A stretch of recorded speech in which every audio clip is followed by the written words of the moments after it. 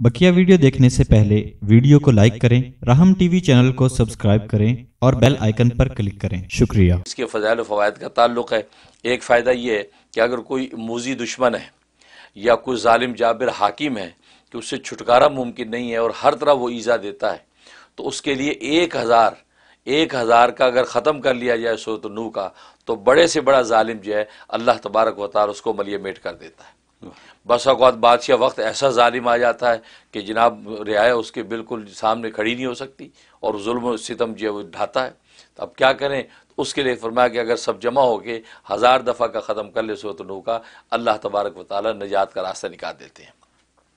और दूसरा बड़ा फ़ायदा इसका ये कि अचानक मौत और अचानक हादसा से इंसान महफूज रहता है अगर रोज़ाना असर के बाद एक दफ़ा तिलावत करे।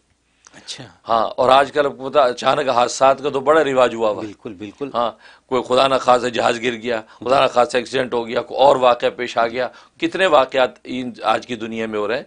तो वो सूरत नूह के अंदर अल्लाह तबारक व तआला ने ये तासीर रखी है कि असर के बाद एक दफ़ा अगर तिलावत का एहतमाम करें और इस तरह के अचानक हादसात से और अचानक अमवात से हिफाजत की दुआ करता रहे, तो अल्लाह तबारक व तआला उसको महफूज रखते हैं। ये इसका फ़ायदा।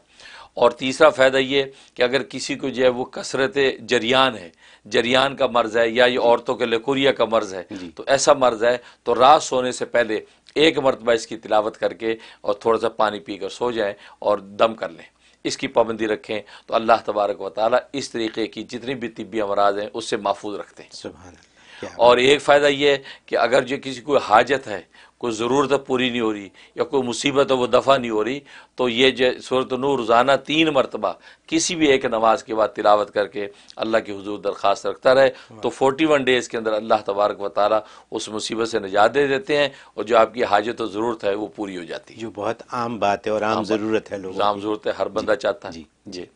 और जहाँ तक ख्वाब में ताबीर का ताल्लुक़ है, तो इसका मतलब ये है कि अल्लाह तबारक व तआला इसको जो है वो दुनिया के अंदर अदल व इंसाफ़ कायम करने का मौका देंगे। अच्छा, हाँ, यानी इसको अदल व इंसाफ़ कायम करने का मौका देंगे। और एक मतलब ये है कि दुश्मन अगर इसके कोई हैं, ज़ाहिरी या बातिनी, उन दुश्मनों पर इसको गलबा हासिल होगा और दुश्मन इसको ईज़ा नहीं पहुँचा सकेंगे। दुरुस्त। और एक मतलब यह है कि अल्लाह तबारक व तआला इसको तौबा की तौफीक देंगे कि अगर ये गुनाहगार है, कोई गलतियाँ ख़ताएँ हैं, तो इसको तौबा की तौफीक देंगे और अल्लाह इसकी तौबा को कबूल कर लेंगे। वाह, हाँ, ये ज़बरदस्त चीज़। ज़बरदस्त। और एक मतलब ये है कि ये जो है इसको कोई पैगाम मैसेज पहुँचने वाला है, लेकिन पैगाम देने वाला देर से मैसेज देगा इसको। अच्छा, जो इसको बर वक्त मिलना चाहिए था उस वक्त नहीं पहुँच पाएगा वो पैगाम, लेकिन पैगाम देर से इसको पहुँचेगा।